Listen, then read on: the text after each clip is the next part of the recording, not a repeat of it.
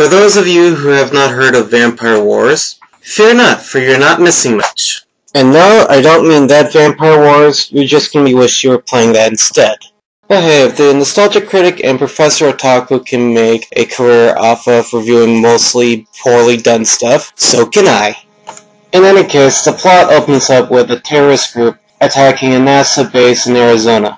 Elsewhere in the world, the French have been having similar problems, with their CIA allies being a bunch of pricks as usual. The French secret police are forced to blackmail a Soviet-trained James Bond wannabe who spends most of his time either attached to a bottle or in bed with a lovely lady of the night. Yeah, I know, it sounds like a washed-up character to me too, but that's our hero. At least he has a cool name, right?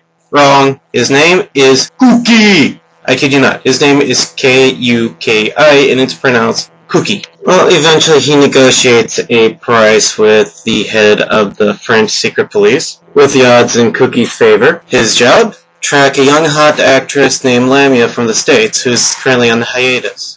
Unfortunately, the CIA wants her, the French want her, and most importantly, the terrorist group wants her, and the terrorists aren't people, they're vampires, led by a fairly badass vamp who has sparkly hair. Well, in any case, on an artistic side, Vampire Wars tends to be a mixed bag. At its best, Vampire Wars can stand proudly with some of the other greats from the mid-90s. While the artwork has aged in the last 15 years, it's still very beautiful. And dare I say it, even realistic. People look like people, blood flows like water. The fight scenes are another thing. While they're far and few between, they are a nice reprieve from all the dialogue and drama, even if they are filled with 80s and 90s action movie cliches.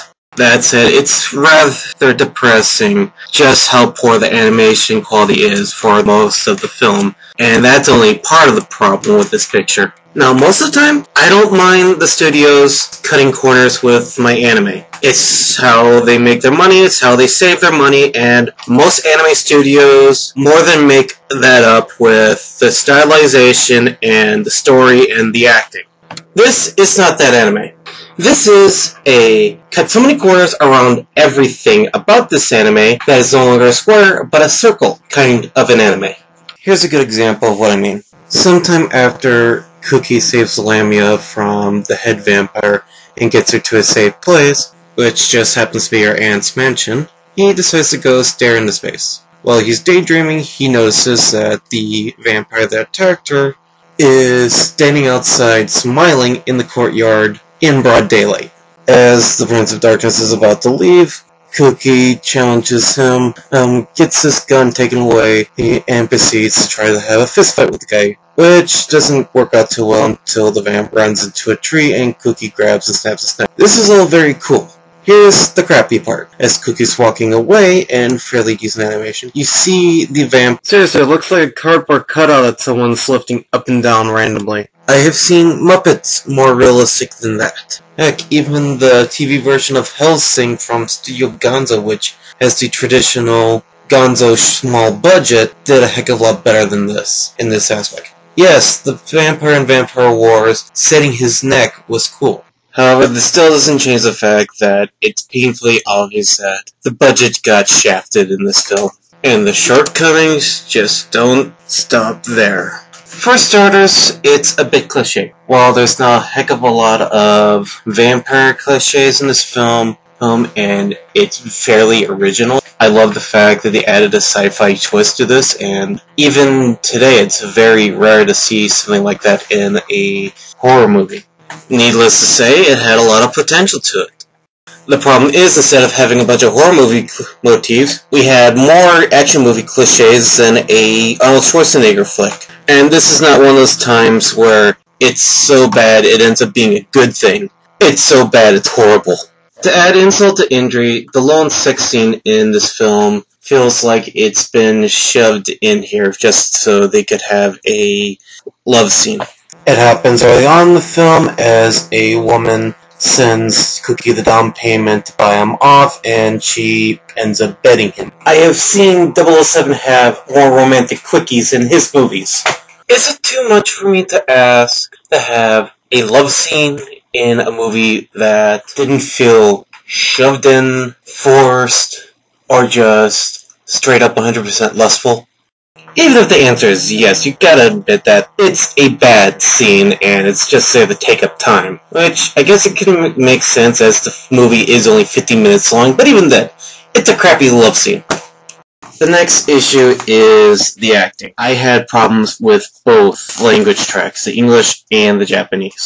For the sub, I think they just had a really bad translator. Example, early on in the film, there's a scene where Cookie, he kills a man wielding a double-bladed battle axe twice the size as he is, with just one punch to the face. In the dub, he says, "Okay, I know he was a psycho, but the cop shouldn't have been here that fast." In the sub, he says, "I committed murder." No. In most countries around the world, we call that self-defense. The guy had a double-bladed axe bigger than you. I think you were in your grounds to defend yourself. And it's botched lines like that that just ruined the sub. As for the dub, it was 50-50. Half the cast are good, but that half was mostly the big characters that are only in there for a few minutes. Cookie's actor was a little bit the same way. During some of the monologues about his past and a few of the scenes, he's fairly decent, but the other half of the time he seems either overacting or underacting. Which is a real shame because he seems like a decent character, even if he is a jerk with a heart of gold, and he looks fairly cool. Lammy, on the other hand, unfortunately suffers from just having a bad actress. Now, the only tone of voice she could muster up was hyperactive, high pitch until the last few minutes of the film where it was a very serious, low tone.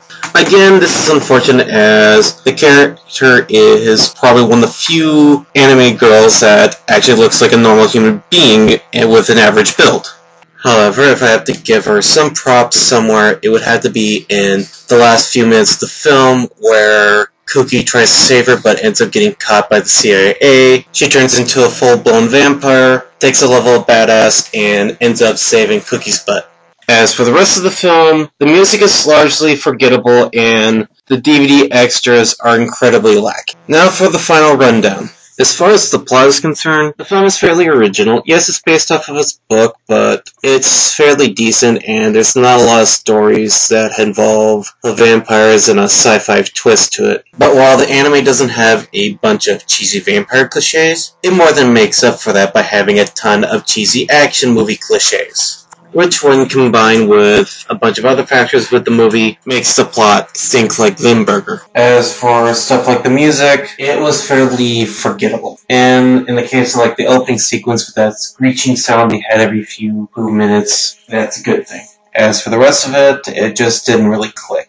The dub, I'm going to say, is the superior language track. I know it's going to sound like heresy to a lot of anime fans, but half the acting cast did a better job. And because of that, they get a slightly higher score. Unfortunately, it had not been for the fact that the good actors got the bit roles, I probably would have given it a much higher score. As for everything else, the visual quality is so-so. At times, it is really awesome, but there are too many moments where you can just see that the budget just wasn't there to make it look good. The DVD extras are pretty much limited to the 2 language tracks and a link to the website and some trailers. I did like the opening sequence. I gave it a 4 out of 5 because I didn't like the screeching sound, but it's like it did bring you into the action of the film. And for a few moments, the film seemed genuinely good. As for the closing credits, I didn't really like the song they used for there. This is probably just nitpicking at this point, but they didn't use any like pop rock type stuff or any vocal music throughout the rest of the film, so it just seemed really out of place.